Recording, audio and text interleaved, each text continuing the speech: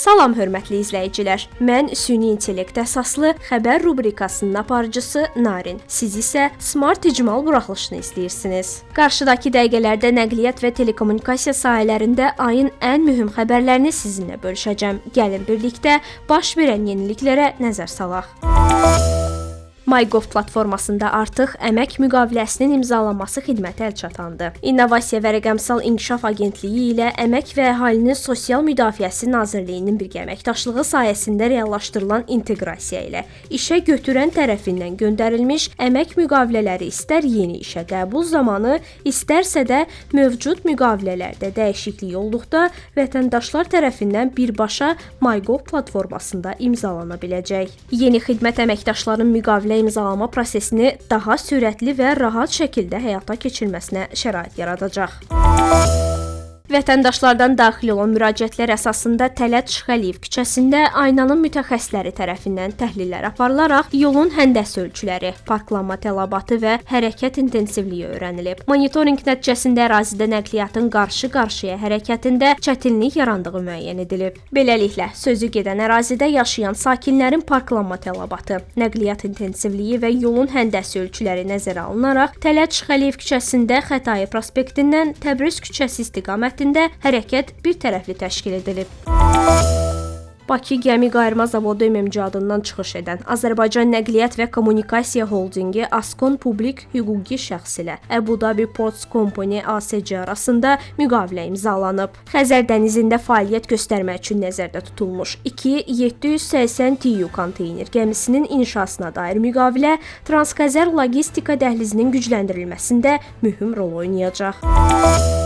Son vaxtlar Red Wolf Cyber və Haziraş adlı aktivist qrupları müxtəlif internet resurslarına qarşı DDoS hücumları həyata keçirib. Nəticədə bəzi internet səhifələrinin fəaliyyətində qısa müddətli fasilə yaranıb. Hücumların məqsədi web resursların əlçatanlığını məhdudlaşdırmaq və insanlar arasında çaşqınlıq yaratmaqdır. Elektron təhlükəsizlik xidməti bəzi aktivist qrupların kiberməkanda fəallaşması ilə əlaqədar vətəndaşları və təşkilatları kiber təhlükəsizlik qaydalarına ciddi riayət etməyə və müvafiq tədbirləri gücləndirməyə çağırır. Azərbaycan Hava Yolları Azal donanmanın uzun müddətli modernləşdirmə strategiyası çərçivəsində yeni Airbus A320 Neo tipli sərnişin təyyarəsini hava gəmiləri parkına əlavə edib. Yeni təyyarə sərnişinlərin rahatlığını ən yüksək səviyyədə təmin etməklə yanaşı, aviaşirkətin əməliyyat səmərəliliyini artıracaq və ətraf mühitə təsirini azaldacaq. Airbus A320 Neo təyyarəsinin istifadəyə verilməsi əməliyyat xərclərinin optimallaşdırılmasına, şirkətin regional bazardakı mövqelərinin möhkəmlənməsinə və Bakının Avropa ilə Asiya arasında hava qovşağı rolunun güclənməsinə xidmət edəcək.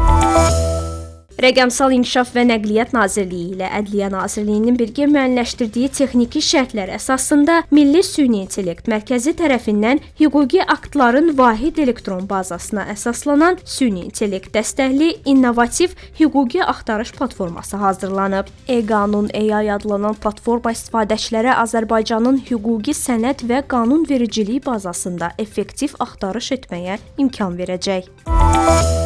Dövlət Dəniz və Liman Agentliyi tərəfindən verilən dənizçi sənədlərinin saxtalaşdırılması hallarının artması müşahidə olunur. 2024-2025-ci illər ərzində aparılmış araşdırmalar nəticəsində 14 şəxsə aid ümumilikdə 21 saxta sənəd aşkar edilib. Bunlardan 8-i sertifikat, 13-ü xüsusi hazırlıq şəhadətnaməsidir. Saxta sənədlərdən 5-i xarici ölkələrin gəmiçilik şirkətləri və ya bayraq dövlətlərinin sorğuları əsasında, 16-sı isə vətəndaşların sənəd yenilənməsi və ya yeni sənəd əldə edilməsi məqsədi ilə agentliyə müraciətləri zamanı müəyyən olunub. Aşkarlanmış bütün hallar üzrə materiallar hüquq mühafizə orqanlarına təqdim edilib. Agentlik bütün aidiyyəti tərəfləri, xüsusilə dənizçiləri bu kimi hallardan çəkinməyə və oxşar hallarla rastlaşdıqda dərhal agentliyi məlumatlandırmağa çağırır.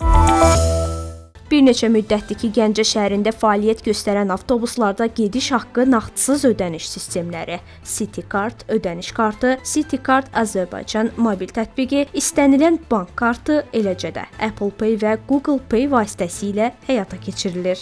Sərnişinlərin nəzərinə bir daha çatdırırıq ki, CityCard ödəniş kartlarını yalnız Gəncə şəhərində fəaliyyət göstərən Azərpoçtun rəsmi filiallarından əldə edərək gediş haqqlarını rahat və təhlükəsiz şəkildə ödəyə bilərlər. Çinin Deep Robotics şirkəti insana bənzər robotunu təqdim edib. Bu robot çətin sənaye və açıq hava şəraitində fasiləsiz tapşırıqları yerinə yetirmək üçün nəzərdə tutulub. Onun konstruksiyası suya və toza qarşı qoruma ilə seçilir. Həmçinin geniş temperatur diapazonunda işləmək qabiliyyətinə malikdir. Süni intellekt artıq hər yerdədir. Financial Times jurnalistləri cəmiyyətin yeni texnoloji paradigmanı nə qədər sürətlə mənimsədiyini qiymətləndirməyə qərar veriblər. Məlum olub ki, internet bundan daha yavaş yayılmışdı. OpenAI qeyd edib ki, dünyada hər 10 nəfərdən biri heç olmasa bir dəfə ChatGPT-dən istifadə edib. Cəmi 3 il ərzində bu servisin istifadəçi sayı 0-dan 800 milyona çatıb. Müqayisə üçün internet bu mərhələyə 13 ildən çox müddətdə gəlib. Bəli, süni intellekt hazır infrastruktur üzərində yayılmağa başlayıb, lakin bunu 4 dəfə daha sürətlə edir. Beləliklə, bugün sizə təqdim edəcəyimiz xəbərlər bunlar idi. Nəqliyyat və telekommunikasiya sahələrində ən son yeniliklərdən xəbərdar olmaq üçün bizi izləməyə davam edin. Mən süni intellekt əsaslı xəbər rubrikasının aparıcısı Narin. Diqqətiniz üçün təşəkkür edirəm. Sağ olun, növbəti buraxılışda görüşənədək.